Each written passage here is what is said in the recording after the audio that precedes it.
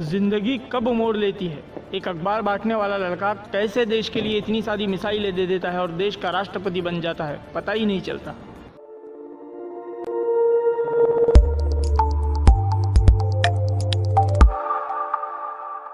दोस्तों, मैं आपको सुनी सुनाई कहानियां बताकर बोर नहीं करूंगा, बल्कि सीधा मुद्दे पे आऊंगा। लेकिन उससे पहले आप ये कहानी सुन लीजिए। इसी में छुपा है कि हमारी ज़िंदगी में टर्निंग पॉइंट कब आता है। एक दोस्त होता है जिसका फाइनेंशियल बैकग्राउंड काफ़ी मजबूत होता है, लेकिन उसके पापा सपोर्टिव नहीं होते। अचानक होता है कि उसके साथ एक हादसा हो जाता है। वो बहुत जल्द एक लत में लग जाता है जिसे हम जुआ कहते हैं। जुआ खेलने की लत उसे पूरी तरीके से बर्बाद कर देती है, परिवार की नज़र में। बाकी वो अपनी नज़र में तो बेहतर ही था। कुछ दिन बीतते गए। जब एजुकेशन ख़त्म हुआ तो एक दिन ऐसा आया कि जिस तरीके से वो अपने पैसे कमा रहा था, मतलब आप उसे फ़िलहाल के लिए कमाना ही समझ लीजिए, अचानक वहाँ उसे लॉस हो जाता है, यानी कि वो उसमें हार जाता है। हारने के बाद उस पर कर्ज़ा बढ़ने लगता है, लेकिन कर्ज़ा चुकाने के लिए उसके पास कोई दूसरा सोर्स नहीं होता है। धीरे धीरे कर्जदार उसके घर पर आना शुरू कर देते हैं। जैसे ही कर्जदार घर पर आना शुरू करते हैं, पापा को ये बात पता चल जाती है, लेकिन पापा जैसे तैसे अपनी इज्जत बचाने के लिए उसका कर्जा तोड़ देते हैं। दिन बीतते जाते हैं, मगर हालात जैसे के वैसे ही होते हैं।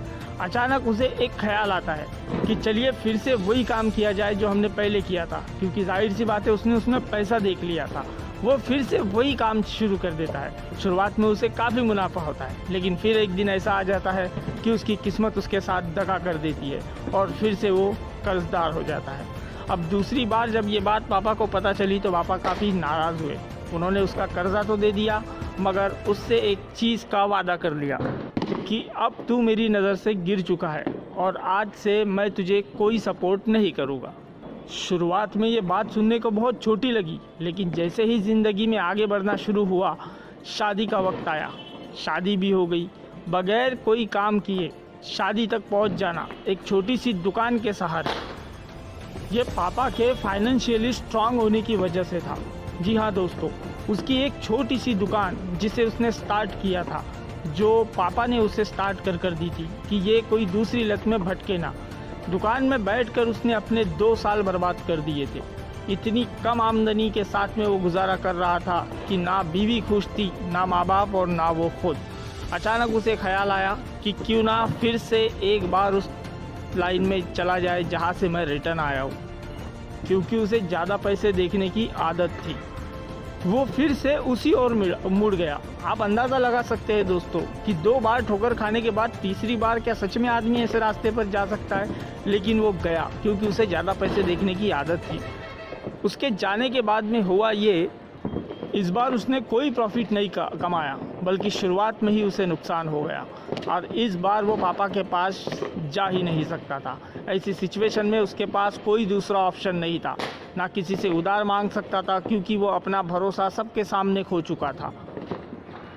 कुछ दिन बीत जाने के बाद जब कर्जदारों ने उसे परेशान करना शुरू किया तो उसने एक तरकीब अपने दिल में निकाली कि क्यों ना मैं अपनी दुकान लीज पर दे दूं और आने वाला जो किराया होगा उसी से मैं अपना कर्जा तोड़ लूं।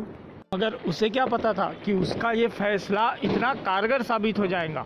जी हाँ दोस्तों, उसने अपनी दुकान लीज पर दी थी एक बहुत बड़े मोबाइल शॉपी ऑनर को।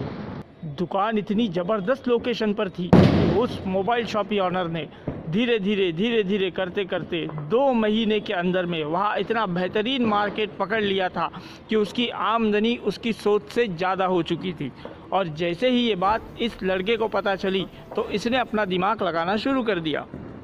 10,000 रुपये से किराए पर दी हुई दुकान पर इसने अंदाज़ा लगाया कि मैं इससे 2 चीज़ों की डिमांड करूंगा, या तो ये मुझे किराया ज़्यादा दे या फिर दुकान खाली कर दे, ताकि मैं भी वहां पर मोबाइल की शॉप ही डाल सकूं।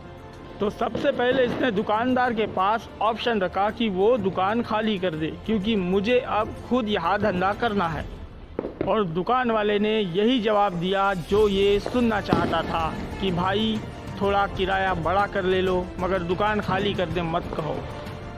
10,000 रुपये से किराए पर दी हुई दुकान का इसने वैल्यू उसके सामने रखा 20,000 रुपये, और वो दुकान वाला मान गया, क्योंकि वो मंथली वहाँ से तकरीबन 1 लाख रुपए की इनकम कर रहा था।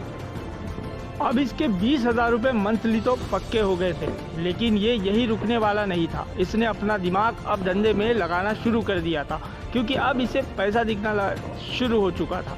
इसने दुकानदार से एक एग्रीमेंट साइन किया कि हर आने वाले साल में मैं 5,000 रुपये बढ़ाऊँगा, और वो मान गया। 5 साल बीत गए दोस्तों। 100-200 रुपये के लिए मोहताज रहने वाले उस लड़के की आज आमदनी महीने की 50,000 रुपये है, और वो भी बगैर कुछ किए बैठे बैठे उसे 50,000 रुपये आ जाते हैं। आप अंदाज़ा लगा रहे हैं दोस्तों कि टर्निंग पॉइंट कब और कहाँ आ जाए हम बता नहीं सकते। वो भी एक ऐसे लड़के के साथ जो गलत रास्ते पर था। हम तो फिर भी सही रास्ते पर चल रहे हैं। आप कामयाब होने वाले तमाम लोगों की स्टोरी सुनकर देख लीजिए, आपको इन सब कहानियों में एक चीज़ कॉमन दिखेंगी, और वो होती है वेट करना। जी हाँ दोस्तों, वेट करना। अगर आप वेट करना जानते हैं तो समझ लीजिए कि आपका वेट करना एक दिन आपके ज़िंदगी में ऐसा टर्निंग पॉइंट लाएगा कि आपको कुछ करने की ज़रूरत नहीं होगी और आपका काम हो जाएगा। तो अब सवाल पैदा होता है कि टर्निंग पॉइंट आता कब है। तो दोस्तों, टर्निंग पॉइंट तब आता है जब इंतहा हो गई इंतज़ार की। जब आप इंतज़ार कर कर कर थक गए हैं और अब गिव अप करने वाले हैं, बस वही समय आपका होता है जब आपकी लाइफ एक मोड़ लेती है, जहां आपकी किस्मत पलट जाती है।